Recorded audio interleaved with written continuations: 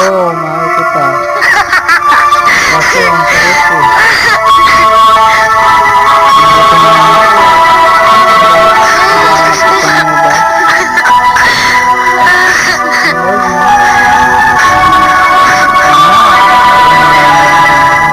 Masumpa-sumpa ka pa. Pare, okay na siya. Alam niyo, napakadudumi talaga ng pag-iisip ninyo. Wala naman ah. Hindi naman, gawin siya ng malisyoso eh. Alam mo pare, suggestion lang ah. Baka mamaya seryoso yung si Mela. Respeto lang. Kasi ko si Mela. Kontra respeto ha? Kasi niya. Respeto ha? Ano? Baya kayo ngayon. Ano?